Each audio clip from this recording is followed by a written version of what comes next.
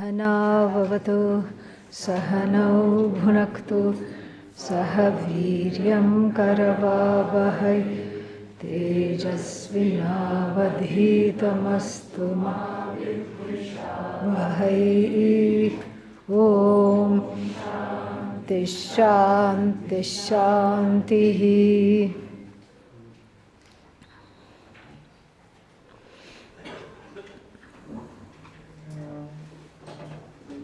इमं विवस्वते योगं प्रोक्तवानहमव्ययं विवस्वान्मनवे प्राह मनुरिक्ष्वाकवे ब्रवीत्। एवं परम्परा प्राप्तम् इमं राजर्षयो विदुः सकाले नेह महता योगो नष्टः परन्तप।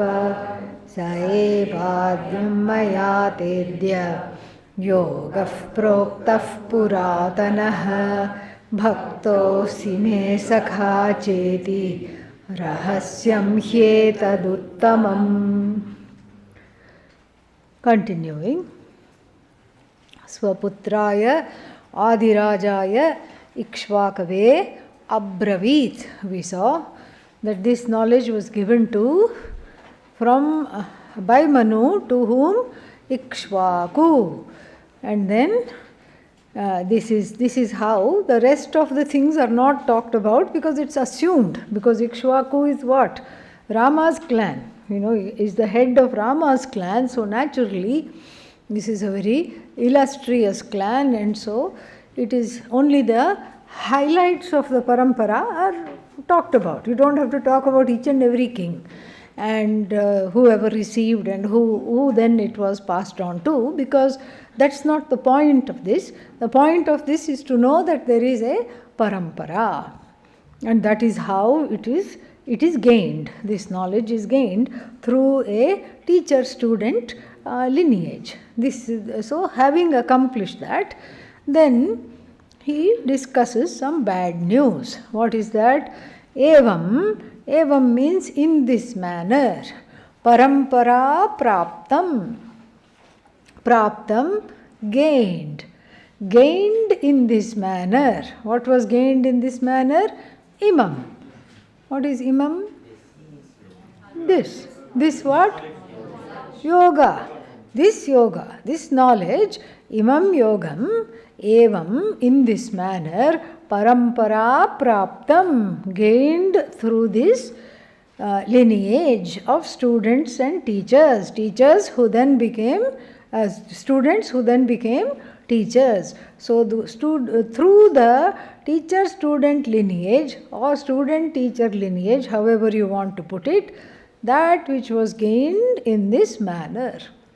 So para means that which is superior. Avara means that which is inferior. Or we can say para, that which came before, avara, that which came after. So this avara has become apara. Para plus apara, parampara. Okay, there is some kind of an origin. You can look at it that way. So this evam paramparaya praptam, parampara praptam, that which was gained through this well-established lineages of either kings and their children, or through the sages and their students.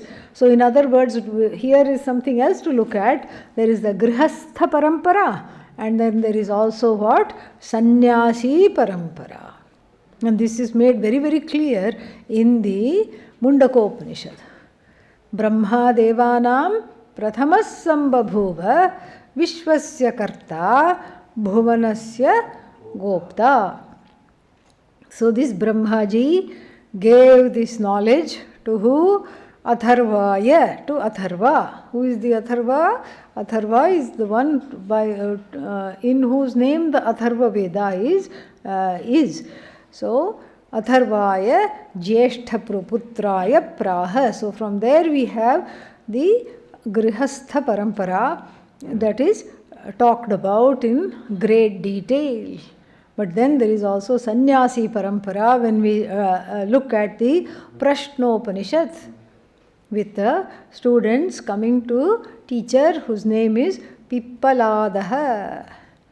Pippalam Attiti, the one who lived on a diet of berries.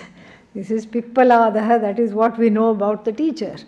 And so each one asks the question, and it is clear it's in a monastery, it's in an ashram. So like this we know that there are two paramparas, and also we know from real life also that Vyasa belonged to what? Grihastha parampara, and then Adi Shankara sannyasi parampara. We have examples of that.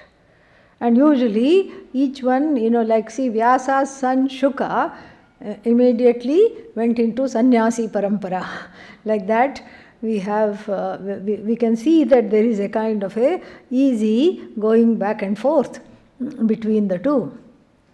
And so this knowledge, paramparaya praptam jnanam or yogam, imam yogam, paramparaya praptam, what happened? Rajas knew it, rishis knew it, and this blend of Rajarshis also knew it. What is Rajarshi? Adi Shankara himself will explain. Rajanashchate rishayascha. Those who are Rajas and they are Rishis. They are Rishis in the heart playing the role of Raja. So therefore they knew this knowledge, and two examples are cited in the Upanishads, in the Bhagavad Gita itself, and we saw that in the 3rd chapter. What was that? Janaka. What is the other one? Ashvapati. So Janaka, Ashvapati, etc. We also came up with a third one. We'll have to think about that. So Janaka, Ashvapati, etc. Very few, because it's very difficult to be the kind of Janaka, be the kind of king like Janaka is described in the Shastra, because he was so exalted that he had the power and to rule the kingdom very responsibly, very wonderfully, but at the same time without being affected by the stress of ruling the kingdom. No stress at all.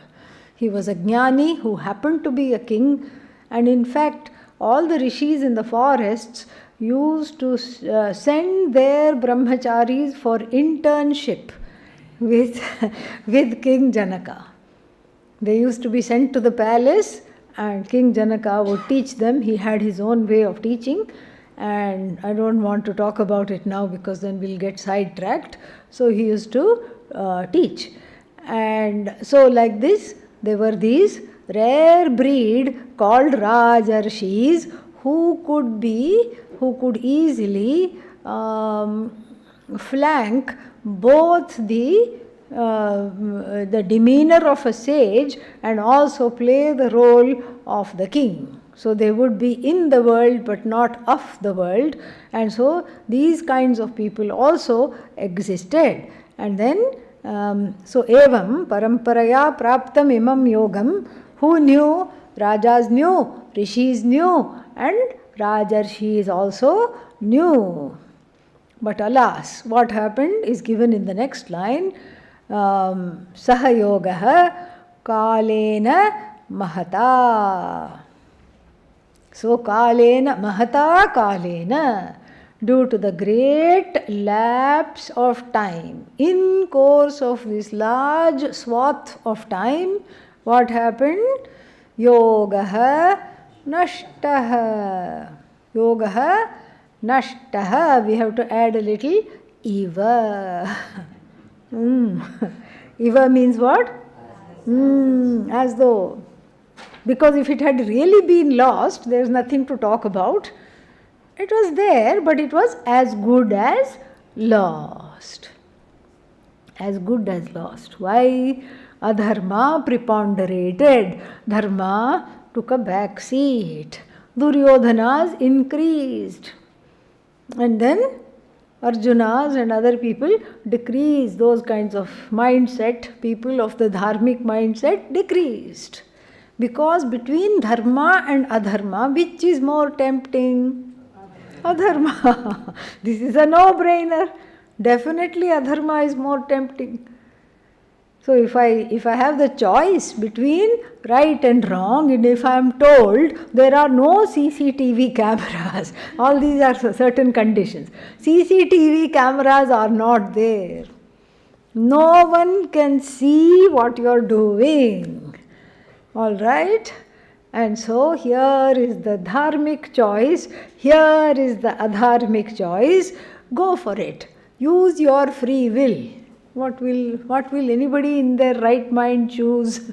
They will go for the quick fix. They will go for adharma because adharma is very tempting.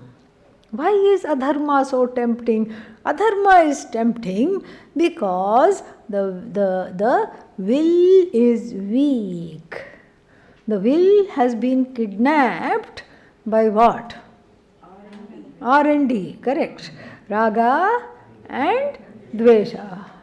The will has been sadly kidnapped by the Raga Dvesha, which preponderate in the heart, and the Raga Dvesha fulfillment takes a front seat, and then Dharma therefore takes a back seat. Why do the Raga Dvesha fulfillment take the front seat? Because Raga Dvesha fulfillment becomes primary because they don't sit quietly. Raga Dvesha do not know how to sit quietly. They have to jump around, they have to poke, they have to prod. In other words, they create a pressure in Sanskritam called Vega. Vega is also the name of a scooter, okay? Yeah. So if you imagine like the scooter, the Raga Dvesha, like the scooter going fast, recklessly, that's why the scooter is also called Yamaha, okay? Or Yamaraja Dhuta, another brand. So therefore, so recklessly the scooter goes. So like that the Raga Dvesha create a pressure for fulfillment. I want it and I want it now. And then if you ask a teenager, they'll say, I want it yesterday. I don't want it right now, I want it yesterday. These are all the ways in which the pressure builds up. The name of the pressure is called Vega. Shaknoti ihaiva yassodhum prak sharira vimokshanat kama krodhodbhavam vegam. So buddhiman sa sukhi naraha. Same Bhagavad Gita will tell us. Shaknoti, the one who is capable of ihaiva sodhum, to resolve right here in this body. Iha means in this body itself. What? So, prak sharira vimokshanat, before the dropping of this body, in this life itself, what? Resolve what? Kama krodha udbhavam, born of kama krodha. What? The pressure called Vega. That is the person who is a Mukta Purusha or close to becoming Mukta Purusha, free. And so therefore here there was a preponderance of adharma because of the people who were unable to follow dharma. More and more people became unable to follow dharma because they learned from each other. One weak link in the line of kings is enough. One king is lazy, one king is not very aware of dharma, not very interested in dharma, abuses the power. Then what will? Yatha Raja Tatha Praja. So this is what will happen. Praja means the subjects. The subjects will naturally follow the king. Yadyad acharati shresthaha tattateva itaro janaha sayat pramanam kurute lokastat anuvartate. 3rd chapter, 22nd verse or thereabout. And so like this we have plenty of knowledge, plenty of instances of seeing how with a ruler with wrong priorities, what do? They inspire, they set a wrong tone, and then over time with more and more such people, and you see dharma, to spread dharma takes a lot of work, because you have to go contrary to ragadveshas, contrary to prakrita buddhi. So prakrita buddhi means the swabhava that was there, bestial tendencies from previous lifetimes of being a beast. This is what do the animals do? They don't say, please, can I also have this? No, they just grrr, and then they grab. Fine, go, shoo, otherwise I'll kill you. You will be my next meal. So imagine how many lifetimes we have had as animals, and those samskaras are still there when born. Thank God we were not raised by the wolves. That's why we have caregivers. Primary caregivers are there. Mother, father, foster mother, adoptive father, whoever. They are the first gurus. Mother is the first guru. And like that, they teach us how to behave. They take away the beastly tendencies, and the child is told, no, you have to share. All this does not belong to you. Because otherwise, left to itself, the child will think everything is mine. My toys are mine, your toys were already mine. And so like this, the child has to be taught the difference. This is how it should be. This is what it is, etc., etc. It has to be taught, it has to be trained. But then, when that training itself is not enough, because the initial training is overpowered by those beastly tendencies, and then prakrita buddhi is on the rise, samskrita buddhi, which is the opposite of that. Samskrita buddhi means what? A buddhi that knows Sanskrit. So, samskrita buddhi, that was just a joke. Don't write that down, please. Even if you write it down, don't say it came from me. All right. So, Samskrita buddhi means a civilized buddhi. A nicely civilized buddhi, a nicely brought up buddhi, which knows the difference between dharma and adharma, because animals don't need the dharma-adharma difference. They have their own programming. And the law of nature is such that there is a food chain. And so the smaller animals succumb to the bigger animals, most of the times. Sometimes there is a surprise and that video goes viral. Yeah. The deer does not succumb to the big cat. And the big cat starts meowing and licking its wounds and going away into the forest. We love such things. But anyway, the general riti, the general niyati is just this. But we know better. We are not programmed. And so, but if we behave as though we are unprogrammed, then this is the situation we are seeing. What are we seeing? This yoga is lost, as it were, to humanity, because if there is one small break in the link, it's okay, because the other person comes and has a strong dharmic nature. But if the breaks are too many, if there is a preponderance of too many people over this large period of time, then naturally the yoga has fallen into obsolescence. Meaning, people do not think it is needed anymore. So mired they are in adharma that they don't think it is important. They don't think that satya bhashanam, truth telling, why to tell the truth? No need. This is the truth, that there is no need to tell the truth. There is only one truth.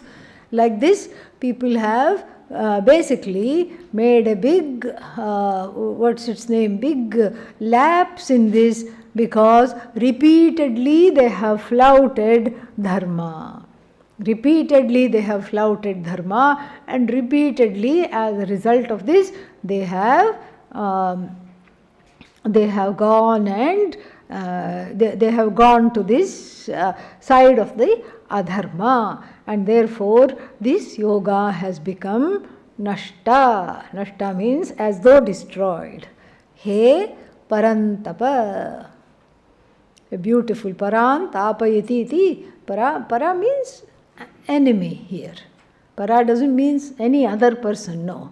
Para means the one who is inimical to you. This enemy, the one who, the tapayati, makes them dance like a cat on a hot tin roof. So that kind of a person who scorches the enemies is called parantapa. And so that is the he is called. See, Arjuna's names given by Lord Krishna are not accidental. Here he is called Parantapa because he is inimical to all the foes. Every person is afraid of him. Whoever is, because Arjuna stands for dharma, whoever is adharmic is afraid of him. In invoking this name, Parantapa, it's as though the Lord Krishna is giving him a glimpse of his responsibility right now. What is the responsibility right now? To help him restore dharma. By calling him the scorcher of the foes. The scorcher of the enemies means these are the enemies. The enemies are ragadvesha within. And then outside, who are the enemies? Those who follow their ragadveshas and destroy other people also. Those are the enemies. And you are who? The one who has gained the epithet of the ones with the enemies tremble looking at you itself. And so, therefore, what do you have to do? You have to be part. You have to be my helper. You have to be my aid in making sure that this Vidya is resurrected and made to talk to the people. That is the idea. Bhashya. Evam kshatriya parampara praptam imam rajarshayah rajanashchate rishayascha Rishayah cha Rajarshayah vidu imam yogam. Very straightforward.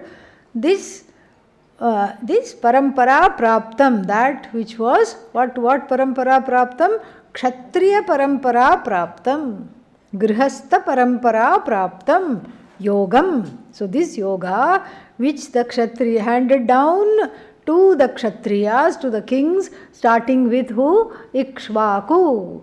This yoga that was handed down, and then this yoga that was there, which the Rajas knew, Rishis knew, but also kings who were very exalted kings, because the kings were who? Jnanis. They also knew. And then what happened to it? Sahayogaha kalena iha mahata. Dirghena kalena, because of this long lapse of time, nashtaha. Nashtaha means what? Vichinna sampradayah samvrittaha. Samvrittaha means happened, became. Samvrittaha became. What happened to this yoga? It samvrittaha, it became. What did it become? Vichinna sampradayah yogaha, it became. Vichinna means the broken, from chid, to break. Vichinna, past passive participle, PPP. So, vichinna sampradayah. So, it became, the yoga became what? That which enjoyed or suffered from a broken lineage. The tradition of communicating this yoga was no longer intact. So what are we talking about? The grihastha parampara. That was what was disturbed. Why? Because staying in the grihastha mode leaves one much more open to going along with the ragadveshas. Why? Because there are pressures. I want to help this one, I want to fulfill that one, I want to do this. So that's why we have to say Nashtaha Iva, because the Rishi Parampara was still there. The Sadhu Parampara is still there, and but they only know Jnana Yoga. But how do you know Jnana Yoga? Through Karma Yoga only, and so they know both. So therefore, Nashtaha means only one side of it went into oblivion, sunk into oblivion, slipped into disuse. Why? Because more and more adharma clouded and preponderated the world. The eclipse of adharma was there on dharma, so the dharma was as though hidden.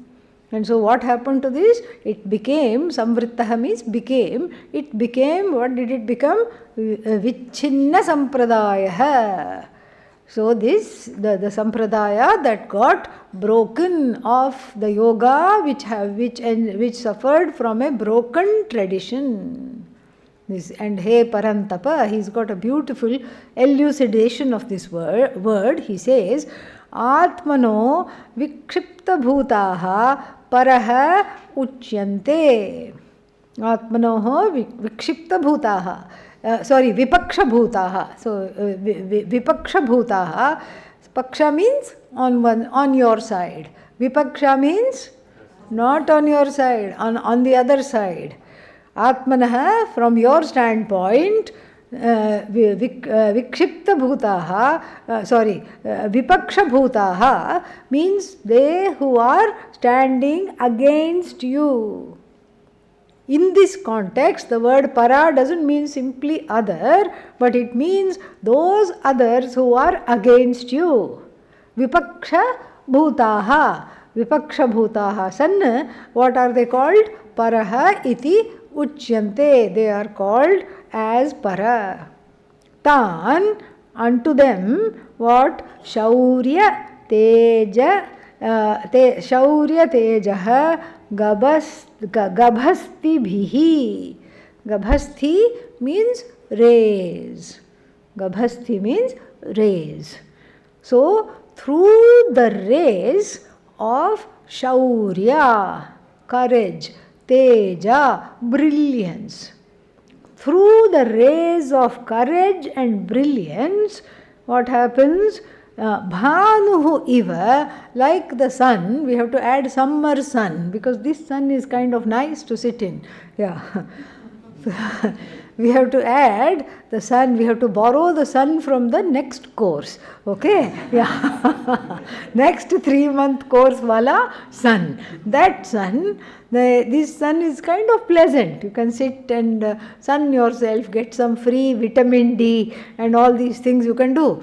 But the sun of June in Rishikesh, the June sun is what? This is a scorching sun. So Bhanuhu iva, and then we have to add here June Bhanuhu iva. Mixed language samasa. Okay. So the Bhanu means sun. So the summer sun, the scorching Grishma. So the Grishma Ritu, or the Bhanu belonging to the summer season, that summer sun, the way it scorches, similarly, this person, who is this person? Arjuna, known as Parantapa, Shaurya Teja, Shaurya Tejaha Gabhasthi Bhihi. Gabhasthi means rays. So through the rays of brilliance and valor, brilliance means the knowledge of how to vanquish the enemy, and the valor of actually the courage of standing and vanquishing the enemy, through the rays of this Bhanuhu iva, like even the sun, tapayati. Tapati, tapataha, tapanti means, tapati means scorches. Tapati means burns. Tapayati, makes to burn. Causal. Nich. Nich is the suffix before the ti comes. Nich is the suffix, made to. And most of them kind of decline like the 10th conjugation. but doesn't matter, that's an extra trivia there. And so tapayati, when you see that that long the vriddhi there, so that's an indication that it could be causal. So tapayati, made to burn. Who is made to burn? Who is made to burn? Enemies. Don't say sun. Sun is the burner. Yeah. Sun is the one who is making everything, like the enemy is here, to burn. So like the sun, Arjuna is like the summer sun, who through the rays of valor and brilliance makes the enemies catch the flames. And so therefore he gives one more little thing, Shatrutapanaha. Shatrun tapayati iti Shatrutapanaha. So the one who scorches the enemies, ityarthaha. Then talking about the next verse, a link is given here, because otherwise what happens is that one has a akanksha hanging. What is the hanging akanksha? The hanging akanksha means some desire, something is not fulfilled. There is some expectation. What is the expectation? Wait a minute. Why did this yoga become weak? Why did this yoga become weak in the minds of the people? How come this was lost, or as though lost?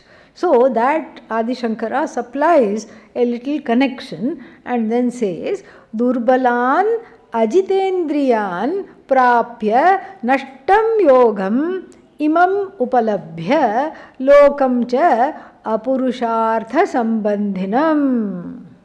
So why does the Lord continue? The Lord continues because the Lord needs needs a reason. What is the reason? To resurrect this yoga. The reason is there to resurrect this yoga. This yoga has fallen into oblivion, slipped into disuse, and it needs to be what? Resurrected again.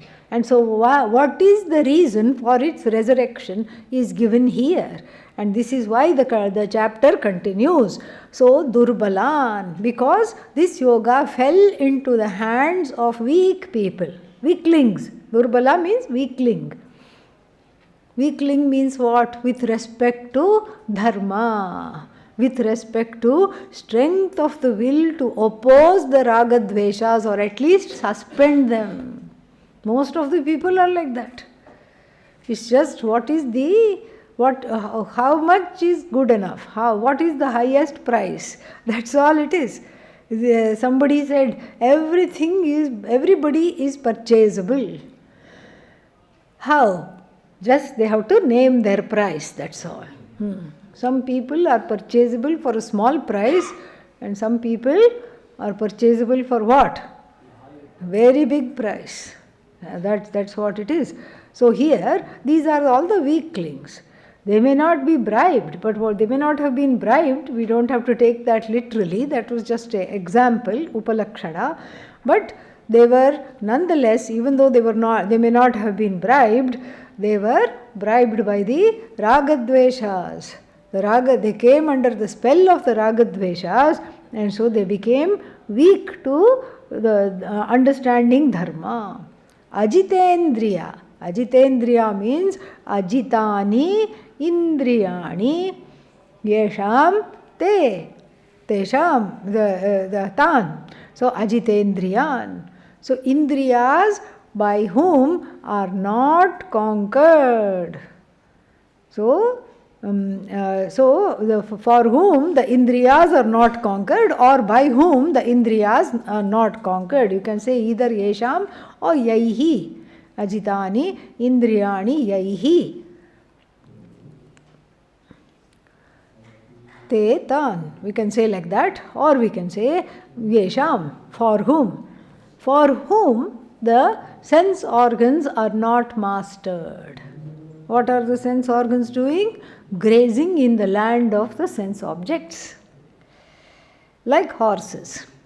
And this is exactly what the Kathopanishad will tell us. Kathopanishad will tell us this much alone, that that there is a problem. What is the problem? The Indriyas are like horses. Indriyas are like horses. Why? Because they like to graze in the land of the sense objects. It's okay to graze, but the horses definitely should not be loose, right? They should be tied. And tied to what? First stopping point is the mind. The mind is the reins for the horses in the form of sense organs. The mind is the reins. And then somebody should be holding the reins. Who is the one holding the reins? Buddhi is holding the reins. But here there is a connection between the sense organs and the mind is not there. Between the mind and the buddhi, again the connection is not there. And the horses have escaped, slipped through the hand. One is grazing over there, one is harassing somebody there, one is snorting over here, one has completely run away. You don't know where they are. And so, what happens to the chariot that is connected to these such horses? The chariot lands in a ditch. That's what happens. The chariot lands in a ditch. All this you will see in the horse chariot allegory, in the chariot Ratha Kalpana, chariot imagery in the Kathopanishad. Beautifully it says. So, then if we have dushtashvaha, if you have bad horses, means the sense organs, completely undisciplined sense organs, then what will happen? The road to moksha, the road of dharma, which takes us to moksha, is not followed. You sidestep the road of dharma, you go on a shortcut to ragadvesha fulfillment. And when you do that, what happens? It is off the script. It is off the GPS. What is GPS? Guru, Paduka, Stotram. Okay? Yeah, so it's off the script, it's off the GPS, and then the whole chariot overturns, falls into a ditch. What happens to the owner of the chariot? Also gone in the same ditch. And so these are the people who are ajitendriyaha. So for them, because the yoga, this knowledge fell into the wrong hands of weaklings and those of badly disciplined minds and buddhis and sense organs, and therefore it was destroyed. So, imam upalabhya lokam cha. So then what happened? Then because it was lost among the leaders, what happened among the people? Loka here means people. So, imam, what is that? Nashtaha? No, what is that? Imam upalabhya lokam cha apurushartha sambandhinam. Drishtva, we have to add, drishtva. So, pashya, sampashya, or drishtva, we have to add. So, apurushartha sambandhinam means that there is no purushartha sambandha. What is purushartha sambandha? Deciding what you want in life is called this connection to purushartha. Purushartha sambandha means getting connected to some purushartha or the other, doesn't matter which one, but at least you should know where you are going and what you want to do and who you are, you should know, correct? But here you are, what is this person doing? Not connected to anything. Kind of wants to be like a happy-go-lucky person. No agenda, no nothing, no connection, nothing at all. Nothing at all is there, no connection is there, no agenda is there. And what do they want to do? Just go flowing as the life leads them. They don't lead life, they allow life to lead them. Oh, they must be a sadhu then. No, they are not a sadhu. They are very much what? Very much in this world, and then they don't have any kind of goals. If you don't have goals, what will happen to you? You will go goal. Means round and round. Round and round you will go if you don't have goals. Apurushartha sambandhinaha. So these are the people who are not connected to not even one Purushartha. And then we can also take it a slightly different way. Second meaning also we can take, because we are talking about Avyaya and Moksha Purushartha. We can say the people who have chosen any other thing except moksha. They have chosen this, that or the other. They are in fact they are choosing something or the other all the time. But they are not choosing that because of which all the choices are there. They are not choosing that. And this is very clearly talked about in the second chapter of the Bhagavad Gita. And what does it say there? Vyavasayatmika buddhihi eka iha he kuru nandana. Eka iha means just choose this moksha alone. Have this decisive buddhi. Vyavasayatmika buddhi means, vyavasaya doesn't here mean, engagement. Vyavasaya means here moksha abhimukha buddhi. Vyavasayatmika buddhi eka iha. And then what happens if you don't do this?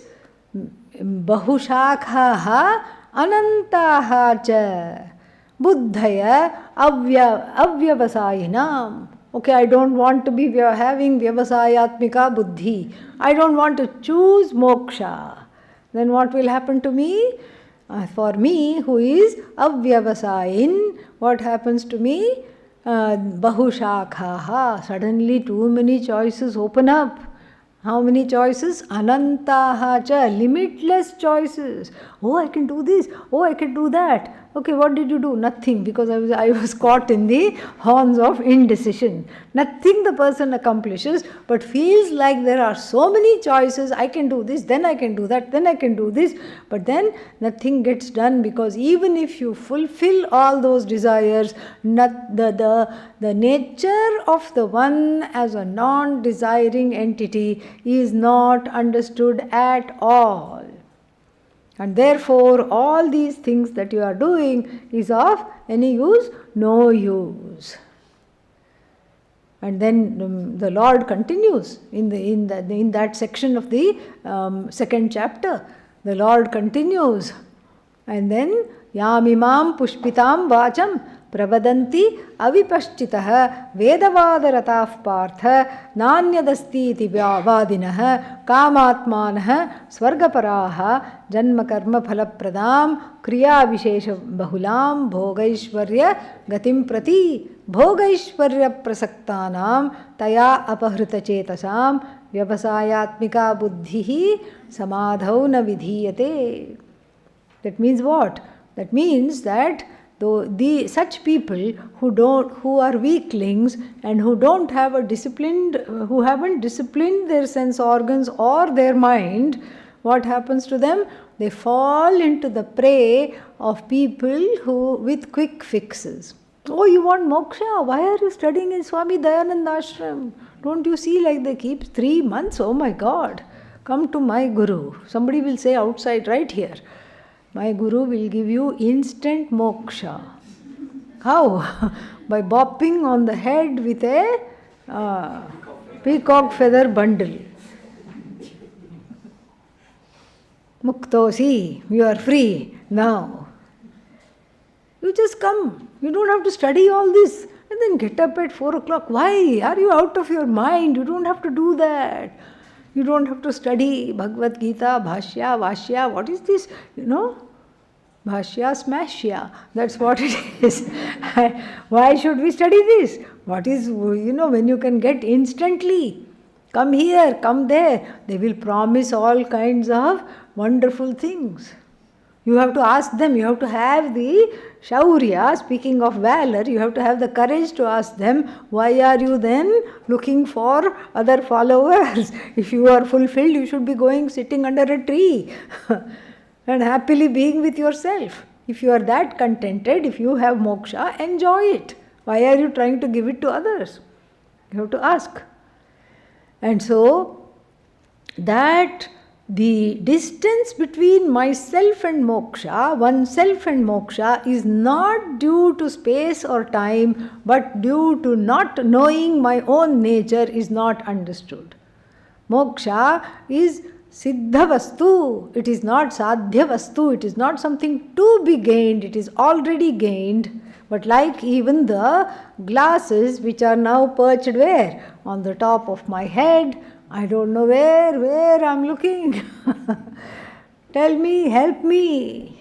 So if somebody is looking for the glasses, while being the possessor of the glasses, what will you advise? Please stand on one leg and do some tapas. Please do some bhajans. And then what else? Please sit and do meditation. What will that bring the glasses back? Not at all. Glasses won't come back. Somebody has to tell, hey, the glasses that you are looking for are already on your big fat head. Please look. This is what is the difference. The distance between myself and moksha is like that. This has to be understood. These weaklings and these undisciplined people did not understand that, and therefore what happened? This knowledge got suppressed, fell into disuse, suppressed, and then as a result the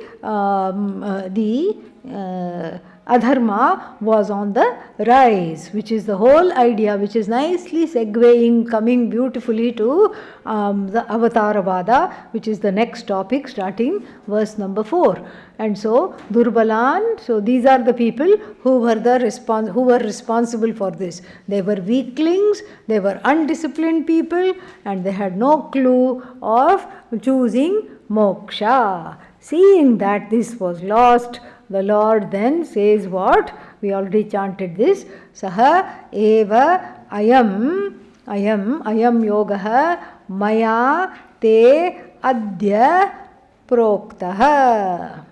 This is why, seeing that it had gone into disuse by these bad actors in the course of history, therefore this yoga has been taught to you by me. When? Today. Oh, today? Yes. Because how long does it take to chant chapter 2 and 3? Today. In one day you can chant easily. In 1 hour only you can chant. So, today means right now, adya, right now it has been taught by me to you, because I am hoping, this is not said in the verse, but we have to understand. I am hoping that you are the correct recipient of this, and through you it will be resurrected again. This yoga, this karma yoga, will be resurrected again and restored to the fullest glory. It will be resurrected and restored to its fullest glory. So, te adhya yogaha. And what kind of yogaha? Puratanaha yogaha. Why does the Lord mention the word puratanaha? Puratanaha means ancient. This ancient yoga was taught to you where adhyayadvaye, in the last 2 chapters, and was taught to you. Because why does he mention the word ancient?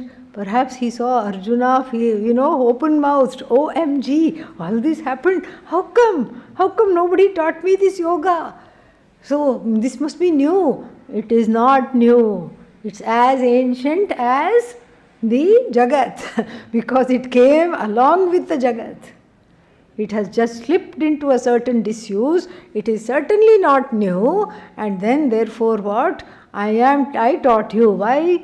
Because you have something, you take me in a good light. You are my devotee, bhaktosi. and then you are my friend also.